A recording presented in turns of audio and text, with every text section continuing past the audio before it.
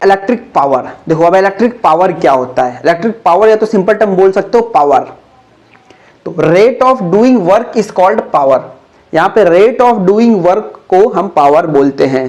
तुम किस रेट से वर्क कर रहे हो वो पावर तुम्हारी डिफाइन करेगा। When electric current flows through a conductor electric energy is used and we can say that electric current is doing work. ठीक है, तो जब इलेक्ट्रिक करंट फ्लो करता है किसी कंडक्टर में से तो मतलब इलेक्ट्रिक एनर्जी यूज हो रहा है और तब हम कह सकते हैं कि इलेक्ट्रिक करंट अपना काम कर रहा है। यहां पावर को हम डिफाइन कर सकते हैं वर्क डन अपॉन टाइम, मतलब doing rate of doing work. Rate मतलब तुम कितने रफ्तार से अपना काम है, कितनी जल्दी निपटा रहे हो, कितने टाइम में तुम अपना काम कर रहे हो। तो वर्क डन तुम कितना काम कर रहे हो, कितने टाइम में कर रहे हो। इसकी यूनिट होती है, वर्क डन की यूनिट होती है जूल और टाइम को हम डिनोट कर सकते हैं यहां सेकंड में। तो यूनिट हो जाती है जूल पर सेकंड, या तो स्टैंडर्ड यूनिट हम बताएंगे SI यूनिट वॉट।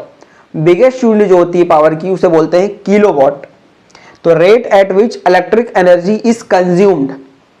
अब पावर की बात हम करते हैं फॉर्मूला की इन टर्म्स ऑफ करंट और वोल्टेज। तो P इज इक्वल टू आई भी हो सकता है। अब हमने यहाँ पे पढ़ा हुआ है था रेजिस्टेंस में, ओम्स लॉ में, सॉरी। तो यहाँ power is equal to current और वोल्टेज होता है।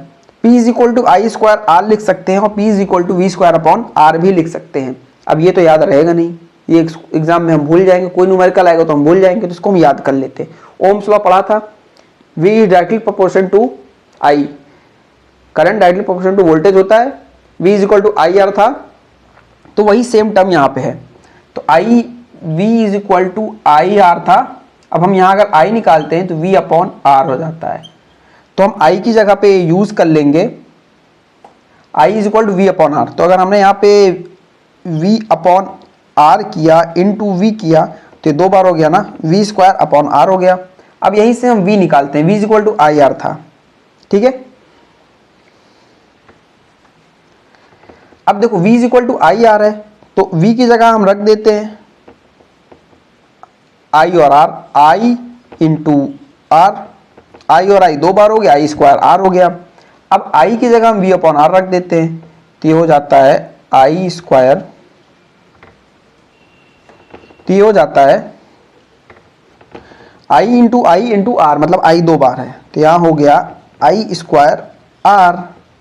अब यहाँ पे हम देखें I की जगह रखते हैं तो V अपॉन आर है, तो यहाँ हमने जब I इंटू वी था तो ये हमने I की जगह रखा तो V upon R into V, तो V 2 बार हो गया, V स्क्वायर अपॉन आर। तो power in terms of current और वोल्टेज में हमने देख लिया, ये आपने डराइव भी कर लिया और याद रखने का कोई खास जरूरत नहीं है, आप भूलोगे नहीं। बस इतना याद रखना, I और V का मल्टीप्लिकेशन को पावर बोलते हैं। अब देखो यहाँ पे हम रिवाइज करते हैं, रेट ऑफ डूइंग वर्क मतलब आप अपना काम किस रेट से कर रहे हो। देखो पावर किसी इंसान की कैसे देखी जाती है, किसी मान लो गाड़ी की पावर कैसे देखी जाएगी। हमारे पास कोई बाइक है, एक स्प्लेंडर और एक अपाचे है, तो उसकी पावर कैसे देखोगे, मतलब उसको भगाओगे ना, मतलब वो अपना काम कितनी जल्दी कर रहा है। अभी तुम हीरो होंडा से जाओगे स्प्लेंडर से 10 किलोमीटर, तुम शायद 10 मिनट में पहुंचो, अपाचे से जाओगे तो 5 मिनट जाओगे, मतलब उसकी पावर ज़्यादा है, उसके इंजन में सीसी ज़्यादा है, उसका इंजन का पावरफुल ज़्यादा है।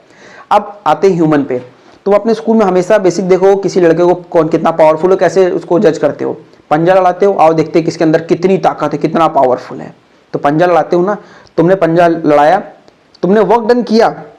अभी देखो तुम पंजा लड़ा रहे हो और तुम पंजा का टिकाए हुए हो, सामने वाला भी टिकाया हुआ है, गिर नहीं रहा है किसी का, तो मतलब दोनों की पावर बराबर है। तुमने वर्क डन किया, जल्दी से गिरा दिया, तुमने जितनी जल्दी गिराया उतनी तुम्हारी ज़्यादा पावर है, या सामने वाले ने तुम्हें गिरा दिया तो पावर है। अगर सामने वाला थोड़ा टाइम लगा रहा है गिराने में, तुम थोड़ा टाइम लगा रहे हो गिराने में, मतलब तुम उससे ज़्यादा पावरफुल हो लेकिन उतना पावरफुल नहीं हो, तुम उससे ज़्यादा हो।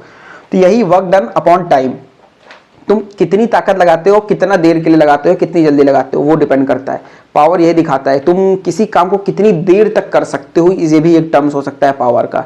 तुम किसी एक सामान को 1 किलोमीटर ले जा सकते हो या किसी एक सामान को तुम 10 किलोमीटर अपने कंधे पे ले जा सकते हो, तुम्हारी पावर वहां से भी देखी जा सकती है कि तुम कितना देर तक किसी काम को कर सकते हो या कितनी जल्दी उस काम को निपटा देते हो। तो पावर के अलग अलग टर्म्स हो सकते हैं। रेट ऑफ डूइंग वर्क, तुम किस रेट से उस वर्क को कंप्लीट कर रहे हो, सिंपल यही टर्म है, वहां लिख के आओगे कि rate of doing work is called power. Power की यूनिट क्या होती है, जूल पर सेकंड, इसको लिखते हैं वॉट। बिगेस्ट यूनिट होती है किलोवाट। हाँ, और एक चीज और याद रखना, जो हमारे घर पे मीटर वगैरह लगा होता है ना, इंस्टॉल्ड होता है कि कितना तुमने कितनी यूनिट ऑफ इलेक्ट्रिसिटी कंज्यूम की, कितना बिजली किया, तो किलो वॉट में हमेशा होता है, वॉट में नहीं होता है, किलो वॉट में होता है।